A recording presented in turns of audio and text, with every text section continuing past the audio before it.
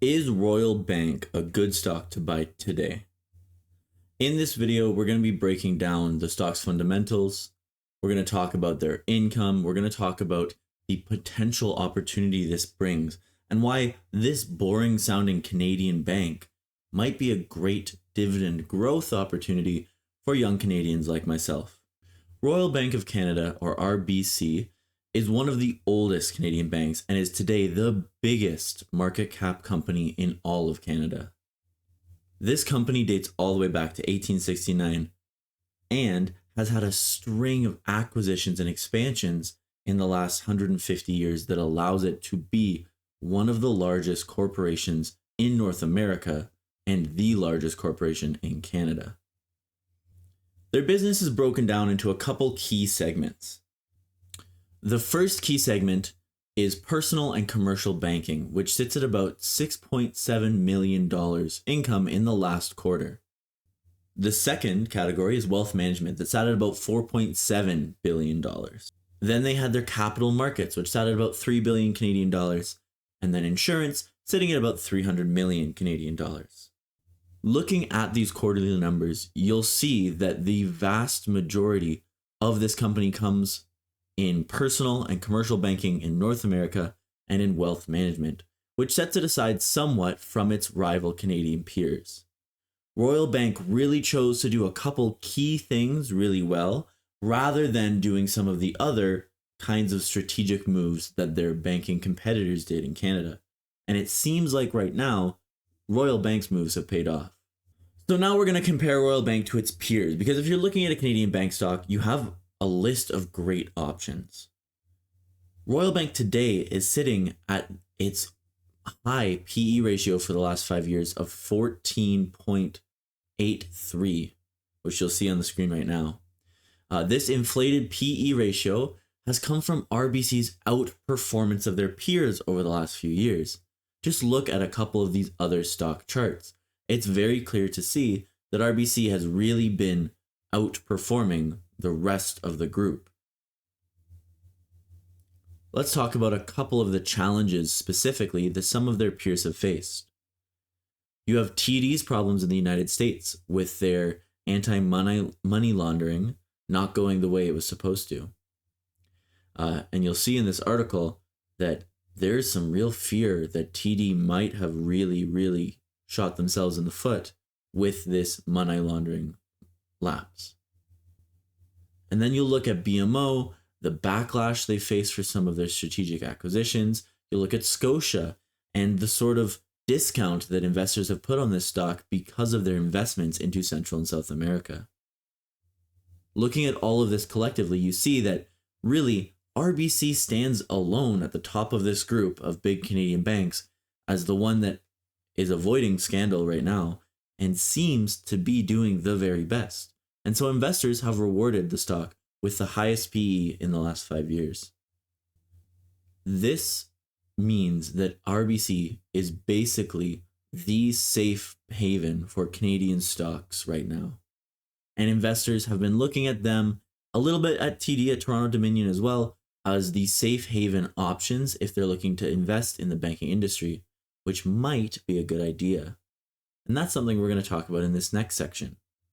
The next section of this video is really going to be talking about dividends. And I think if you're watching this, this should be the reason you're considering buying a Canadian bank in the first place. We're in a really unique position as Canadians, having the option to invest in all of these really strong, really stable dividend growing companies in Canadian dollars. We don't have to pay a currency fee. We invest directly into these companies, and we have the option to invest in TFSAs that don't have a certain target date. Now that we're talking about the dividend, I think this really is the key reason why anyone should be investing in a Canadian bank in the first place. You're going to see a large quantity of your overall return, of your total return, coming in the form of a dividend when you invest in any of the big Canadian banks, and RBC specifically. These banks have had amazing track records maintaining and growing these dividends, and they offer really strong starting yields with pretty strong growth over the last several years.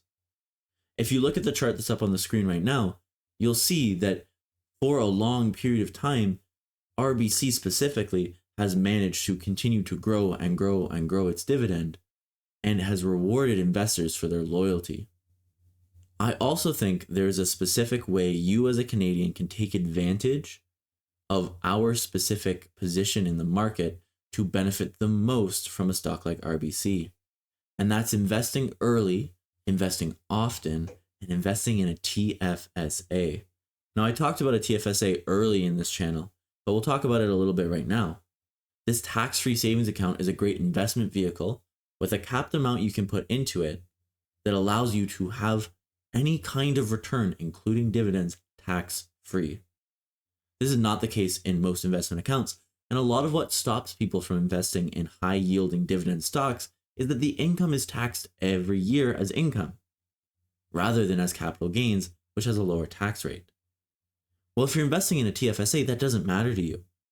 And if you're in a position like myself, where you're young, you have the option to invest, and you can dollar cost average over the long term, something like RBC is an amazing option. It's safe, so I'm not really risking that contribution room. It's growing, so I have options to continue to beat inflation, to grow my overall net worth, to compound over time, and the dividend is high right now. So every year that I reinvest those dividends, I can continue to grow this TFSA without adding extra external money. Okay, I wanted to show you a little bit about what this might look like for someone like me. So on the screen right now is this graph. And really all I did to make this graph was take the last 5 years compounded annual growth rate of just RBC's dividend. And I projected it going forwards. I left the share price growing at the exact same rate as the dividend, which is a little lower than it's been growing over the last 5 years. And just look at how quickly the yield on cost goes up. This concept of yield on cost is really all about calculating how the dividend is paying out compared to the total investment you've made. And as you see, this yield will grow exponentially in a situation where you're holding the stock and reinvesting dividends. Just look at what would happen if you contributed your yearly $7,000 and invested it into just RBC using this strategy. The yield on cost over time would be an incredible amount of money tax-free straight into your pocket. So coming up to the end of the video here, and it's time for me to give my recommendation. And I'm going to say that for me, this is a strong core position that I want to put into a passive income TFSA portfolio.